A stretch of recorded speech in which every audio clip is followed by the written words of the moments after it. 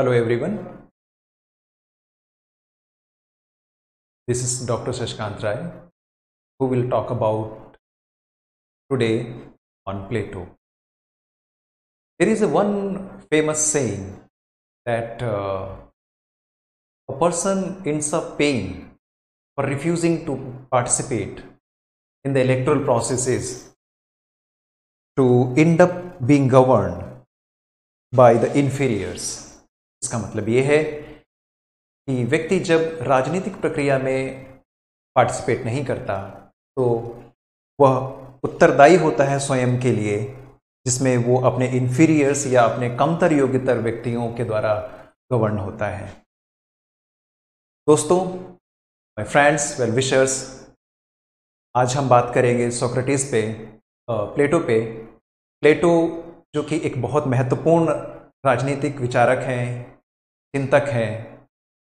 UPSC के political science optional paper या state PCS के जो ऑप्शनल पेपर पॉलिटिकल साइंस होता है उसमें international political science and international relations में एक अहम हिस्सा, एक अहम पड़ाव, एक अहम एलिमेंट राजनीतिक विचारों में, पाश्चात्य राजनीतिक विचारकों में प्लेटो का आता है। So friends, today, as it has been mentioned, that we are going to discuss the Plato under the following terms. Starting from his early life, his key text, influence of the Socrates over his life, then prima facie theories, then Plato's concept of justice, and then finally we end up with the criticism. Friends, now let's begin the Plato. Plato was a person who had been there in Athens somewhere 429. He was born 429 in Athens and died 348. Plato's father was Ariston. His mother was related to the architect of Athenian constitution. Plato's connection had always been very aristocratic and to the activities of the Athens. His brother's name was Glaucon. His another brother's name was Adeimantus. Remember friends, these both figures will be going to be named in his one of the magnum opus work called Republic. While Plato was still a boy, his father died. When his father died, his mother married to one of the another influential statesman. It shows that Plato was not a stranger to the Athenian politics. What it means, he had very interactive sessions, he had very interactions with the Athenian politics. He believed that only this could have, rescued. He was horrified. Plato was so much horrified with the execution of his teacher was Socrates indeed. The execution of the Socrates has had very immense impact over the thought process of Plato. He came into believe that this could have only rescued to the human being from evil to the political. Friends, as we know that the key text, this much was related with the his early life. We could have gone up to much more, but this is not our focus of this lecture. Friends, as it is mentioned, the key text. His key text could have been like early, transitional, then middle, friends, and then last, and that is the late or later. So his lifespan, during his whole lifespan, the work he has produced could have been categorized under the four heads named early, transitional, middle, and then late. What was those work which has really impacted? As we know that the execution of the Socrates has a great impact over his thought process. So the first work that could be said is Apology. What was the second task? What was the second work? It was Protagoras.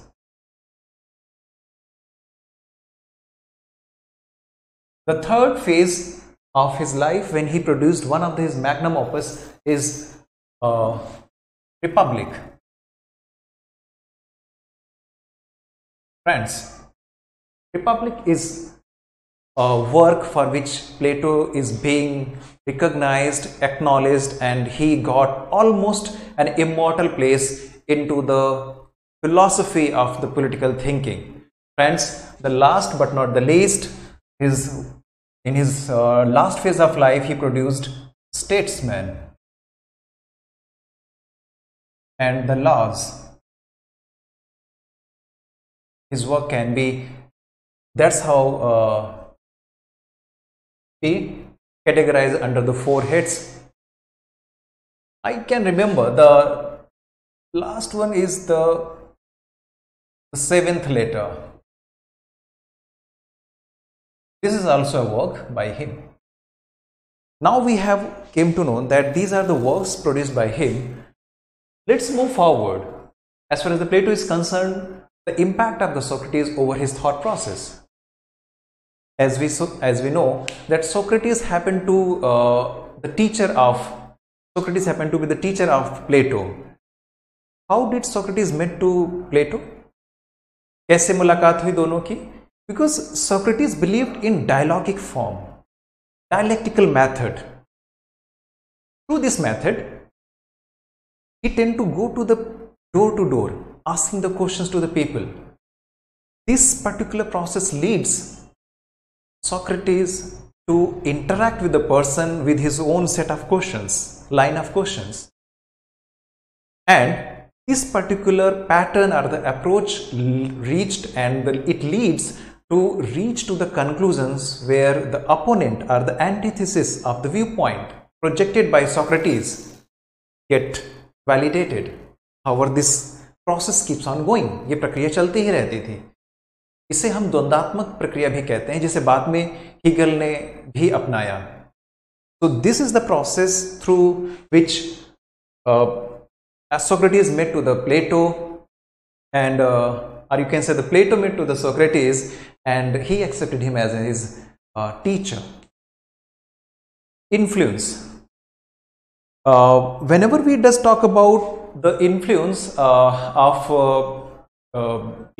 Socrates over the Plato, his work has really immortalized his master. As we know that Plato has produced Republic as one of the finest piece called Republic. In Republic, Plato projects his views in the name of Socrates. The main protagonist of the Republic is Socrates himself.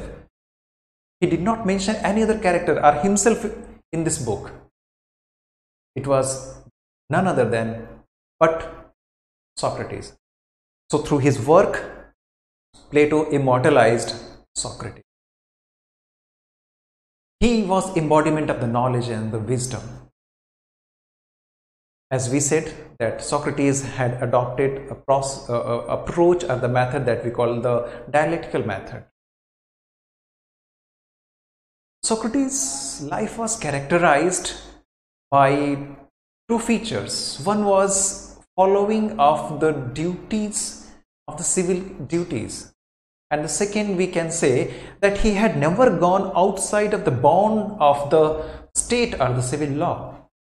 And that is why, my friends, I can tell you, he had refused to go outside of the prison where he was supposed to be given the poison so that he could have been executed by the tyrants of the then time. My friends, here I can assure you, it was the influence of the Socrates over the thought process of the Plato which has finally resulted and shaped the thought process of Plato. Once we have decided uh, once we did talk about the Socrates' influence over the Plato, we can go on the like the prima facie theories of Plato. Sorry, the prima facie theories. What are those prima facie theories? Prima facie theories are those theories of the justice which were prevalent during that time. Prima facie theories can be further categorized under the traditional, radical, and the contractual. So again, as per the information, we can further categorize the traditional prima facie theories, Glaucon, Cephalus and the Polemarchus.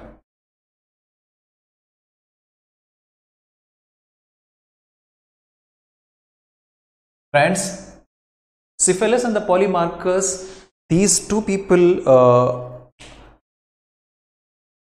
were those who represented the traditional version of the theory of the justice. As I told you, Plato's concept of the justice is the product of the refutations of those prima facie theories prevailing in that time. So one by one we would discuss and take up all those theories very briefly. One of the theories starting from the traditional, Cephalus and the Polemarchus. Now we would say, what was the viewpoint of the Cephalus and the Polemarchus? Friends, as we can say, the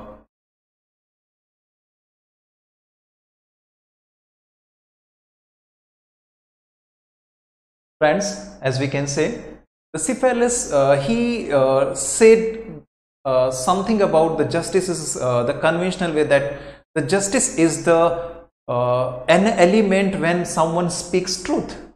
सत्य बोलने में ही न्याय है. Justice lies in speaking the truth and paying your debts. This is the justice as per the Cephalus is concerned. Whereas the son of Cephalus was Polemarchus. What he said? He said, doing good to your friends and bad to your enemies. So these are the two people through which the traditional version of the prima facie theories of the justice they are being represented. Now we will come down as we have talked about the Cephalus theories. So Cephalus did talk about that Cephalus did talk about as justice lies in speaking truth and paying one's own debts, and whereas Polemarchus, according to the Polemarchus, justice consists in giving each man what is proper to him. Both of the theories have been refuted. As far as the refutation is concerned, what Plato said. Plato was fine with this Cephalus one of the argument that justice lies in speaking the truth and paying the dues. But at the same time, he was not in conformity with the Polemarchus views of doing bad to your enemies and doing good to your friends, because of it has never been confined, it has never been known that who will be the friends and who will be the enemies. Justice is an eternal concept for Plato. My friends, justice is eternal concept for the Plato. It has never been an artificial thing. So moving down from traditional to the radical version.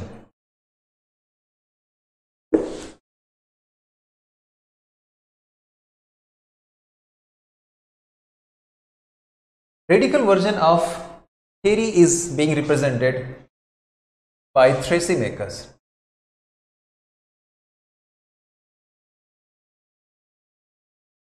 What Thrasymachus does say? He says, the interest of the stronger is the justice, or injustice is better than justice. As we say, this is the radical one. As we say that this is the radical one, and his concept of the justice is pretty different. The interest of the stronger is the justice. Interest of the stronger is justice. My friends, I would again repeat it with you. Thrasymachus was a person who was very much influenced by the sophist school of thought. Sophist school of thought, it believes the primacy to the individual and giving secondary place to the state. Where the state does come, serving the interest of the individual has been given priority over the serving of the state. What it means? People's wishes, people's ego, people's interest, they happen to be the core thing as far as the purview is concerned. Now, the philosophy, the process through which it has been gone through, Plato has objected, because Plato was a person who has always given to the very natural sense of state, community life, people's community life had always been the priority of Plato, because he has learned this element of community life, civic life from his teacher Socrates. So Thrasymachus' view that justice is the interest of the stronger does not go well with Plato. He refuted with that. Now, my friends, we will go by the third prima facie theory, that is contractual. It is represented by the Glaucon. As we know that Glaucon happened to be one of the brother of Plato. What Glaucon believes? What Glaucon believes? Guess something? I would come down. He believes one of the contractual theories. It believes that justice is an artificial thing.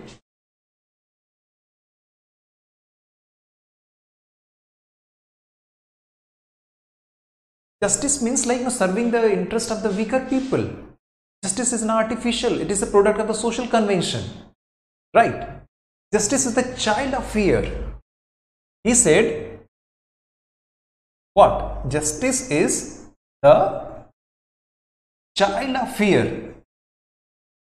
What it means? न्याय क्या है? वो भय का शिशु है.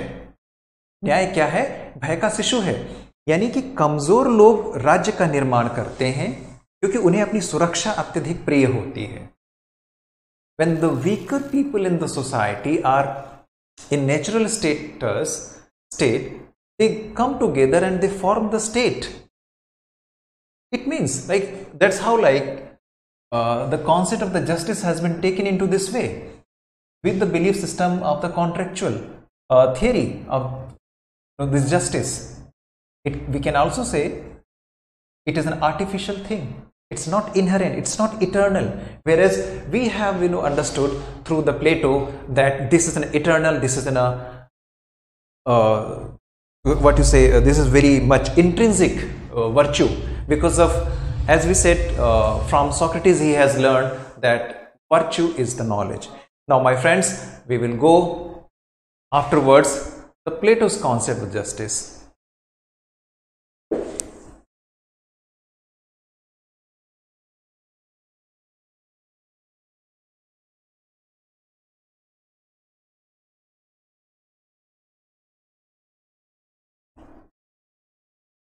Plato's concept of justice. What was Plato's concept of justice? प्लेटो का न्याय का सिद्धांत क्या कहता है? जैसा मैंने आपसे कहा कि प्लेटो ने डायलेक्टिकल मेथड अपनाया था, द्वंद्वात्मक मेथड अपनाया था. वो व्यक्तियों से बात करता है, उनके विचारों को सुनता है, उसके बाद फिर अपनी बात कहता है. इस प्रक्रिया के तहत जिस तरीके की बातों को लेकर वो सामने आता है, उसके द्वारा उसके राज्य के न्याय का सिद्धांत का निर्माण होता है। He was very much afraid of the rule of the tyrant 30, अत्याचारी 30 लोगों के समूह के द्वारा जो राज्य किया जा रहा था उसके वक्त, उसके द्वारा वो काफी ज्यादा भयभीत था। एक आदर्श राज्य का निर्माण कैसे हो, how to create an ideal state, और जब आदर्श राज्य बनेगा तो उसका आधार क्या होगा? उसका आधार होगा functional segregation of the work and the harmony. These would be the two principles.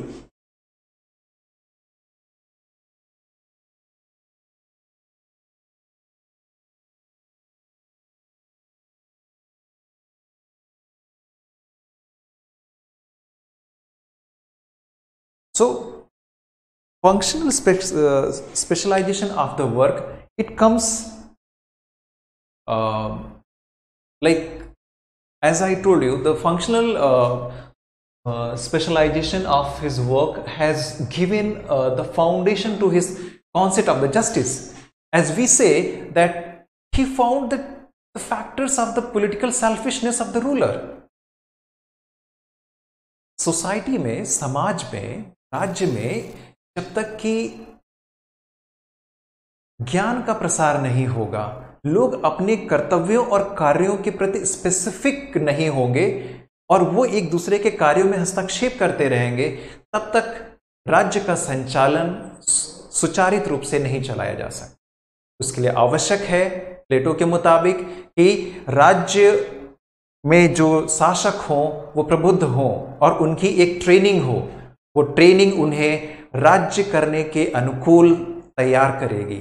इसी वजह से my friends, I would come down after completing all those set of elements of the lecture today, the questions which had come into the UPSC and the state public service commissions.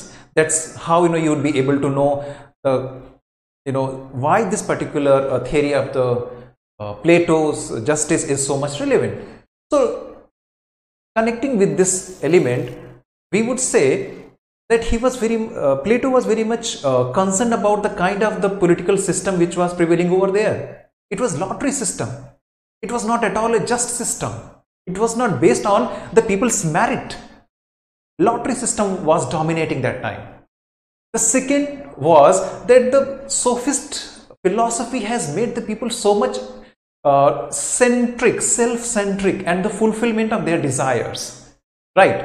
So it had shown a major excessive individualism. It became the Plato's target, in which he attacked in his work Republic. Through this, we must be knowing that there are certain factors which had made Plato's thinking to delineate his theme of the justice. What were those? My friends, I would rather say it was one of the deductive methodology which was responsible for the Plato's philosophy.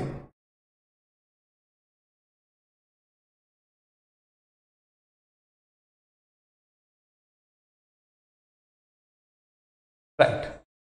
Now we did talk about, before coming down, the Plato's concept of justice, the way he approached towards the justice, we need to understand, so that we could produce a good answer, a very crisp, precise and the good answer for your UPSC and the UPPCS political science and IR optional paper.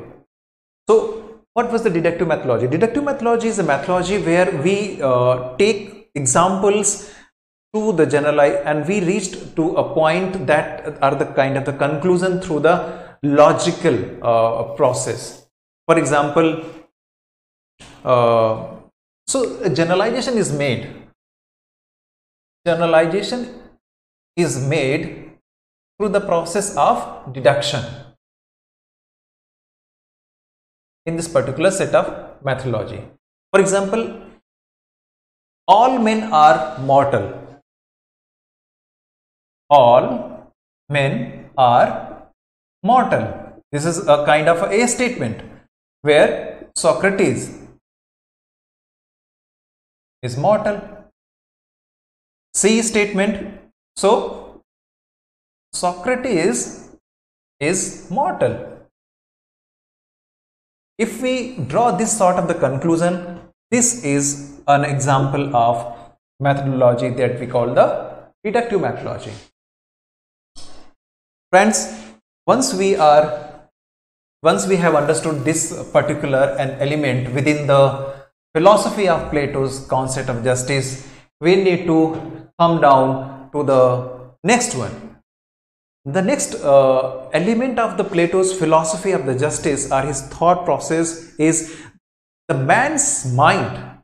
Man's mind, because of here is, let me give you one brief picture where individual and the society. For example, let's take it individual here as a society or the state. Individual is represented here, you can say reason, here you can say courage, and here you can say the appetite. It is subsequently represented by the guardians, auxiliaries, and then here the producers. It does not make a difference. Plato does not make a difference between the true representation or the true parallels between the individual and the society. That's why Plato does say that state is the individual writ large. State is the individual writ large. राज्य कुछ और नहीं है बल्कि व्यक्ति का ही एक वृहत्तम रूप है. इंडिविजुअल, सोसाइटी और द स्टेट इटसेल्फ. व्यक्ति की ये जो व्यक्तिगत गुण है, रीजन यानी तर्क, करेज यानी साहस, एपिटाइट यानी आपकी कार्य करने की क्षमता या फिर इच्छा, भूख, ये रिप्रेजेंट होती है सब्सिक्वेंट क्लासेस में. So now this is the functional specialization and its adoption and non-intervention makes Plato's state an ideal state. My friends, my well-wishers, now you must be understanding from the point where we have started to understand the Plato's concept of the justice. Here the things must be getting clearer in more precise manner. My friends, let's move forward. Another point, this is basically the core principle of the theory of the justice by Plato. As we have already said, one of the elements that with which Plato was very much influenced, that is the concept given by his teacher Socrates, and that is the virtue is the knowledge. Virtue is the knowledge. So the ubiquity of the knowledge, the ubiquity of the ignorance actually, सर्वव्यापकता यानी अज्ञानता की सर्वव्यापकता ने ही ऐसी परिस्थितियों को जन्म दिया जिससे कि न्याय की व्यवस्था और उस कल्पना को, उस स्ट्रक्चर को, उस संरचना को लेकर आया जा सके. And that is why he said virtue is the knowledge. That is why he said virtue is the knowledge. My friends,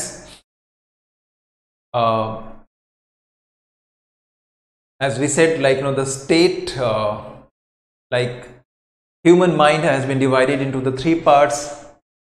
These are the that is the individual representations, where the reason is represented by being by the guardian class. Courage, this is the individual quality within the human being is being represented by the auxiliary class, and the appetite, that is a character within a human being represented by the producers. If we can find it out, a very precise understanding, we would be able to know the Plato's concept of the justice. After going through, I hope you must have enjoyed this learning. Yes. no lecture is finished until it is being criticized. Very true. No lecture is finished until it is being criticized, or the critical appreciation. My friends, the points of the criticism, it is we can dwell over here.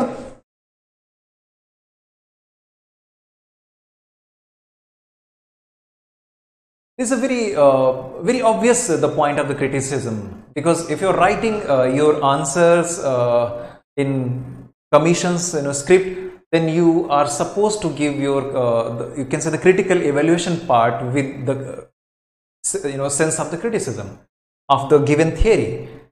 So as far as the Plato is concerned, his concept of the justice can be given a few set of the criticism, like what the kind of it is said like no says the justice definition of the justice. His concept of the justice cannot be enforced. It cannot be enforced. It's just based on the moral principles. It is not applicable in the modern nation state. So, element of enforcement.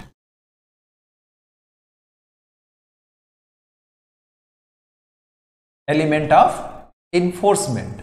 And what is in modern nation state, it is not applied. It is not applicable. So, another point of the criticism we can say that it leaves 2/3 of the personality undeveloped. For example, if there is a guardian class, so courage and appetite remained undeveloped. It is 1/3. Whereas as far as the courage is concerned, so reason and appetite are crossed. So 1/3 element or 1/3 part of individual's personalities are not being given the due recognition and the acknowledgement within his theory. So this is an important point of criticism which we can make against the Plato's theories of the justice. We can also say Plato's theory, it gives rise to the element of the totalitarianism. How come? Why? Because it gives absolute power to the guardian class. He believed that a group of the people, those who succeed as in a guardian class, are Sanrakshak Varg, those who acquire immense power, those who have the responsibility and disposed with a lot of the unbinding, you can say the power at their disposals. Karl Popper, one of the political philosophers of the modern time, somewhere in 1960s and 70s, he has produced a wonderful piece of work in which he has criticized Hegel, Plato and Marx, in which he has made a criticism against the Plato. He said he can be said as one of the pioneering fascist state. Right, my friends, these are like the criticism which we can say Plato is being there.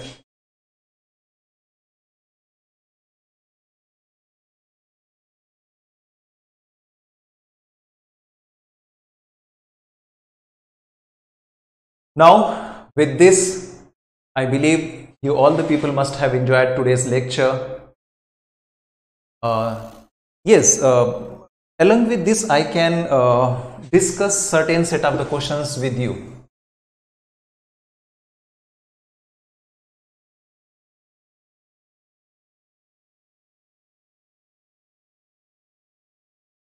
In UPSC and State Public Service Commission's Political Science optional paper first, where the Western political thinker part is related, Plato is one of the thinker on which generally the questions are being asked from time to time. maybe not repetitively, but yes, consecutive years, number of the theories related with the Plato's have been asked. For example, the kind of the questions. So let me introduce. The first of the kind of the question is itself, which we have discussed today, that is the theory of the justice. Which kind of the questions comes? Until philosophers are the king's philosophers, the evil of the world shall not disappear. जब तक कि राजा दार्शनिक नहीं होगा और दार्शनिक राजा नहीं होगा, तब तक संसार की बुराइयां खत्म नहीं होंगी. इस तरीके से स्टेटमेंट के तरीके से भी सवाल आते हैं. दूसरी तरीके का सवाल, जैसा मैंने अभी लेक्चर में बताया कि comment on that the Plato was the first fascist in the political philosophy, or he was the first fascist in the history of the political philosophy. इस तरीके से भी सवाल आते हैं. Discuss and describe the Plato's version of the education system that he prescribed for his ideal state. प्लेटो की आदर्श शिक्षा व्यवस्था के बारे में बात करें, जैसा कि उसने अपने समय में बताया. और किस तरह से सवाल आते हैं या आ सकते हैं? हालांकि आज हमने अपने इस लेक्चर में सिर्फ प्लेटो के जस्टिस के बारे में ही डील किया है. हम जो दूसरी थियरीज हैं या दूसरे जो सेट ऑफ क्वेश्चंस हैं वो नेक्स्ट लेक्चर में भी डील करेंगे.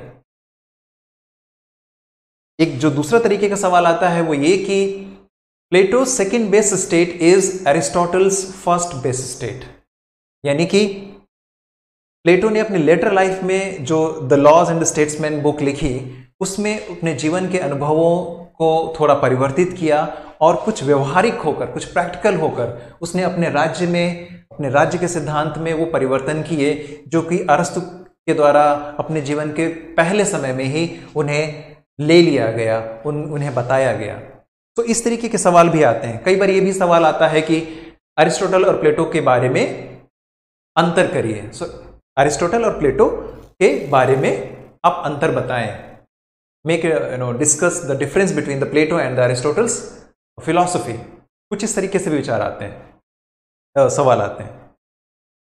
So friends, now you can see today we have covered Plato as one of the political philosopher in political science optional paper UPSC and the UPPCS. Thank you so much.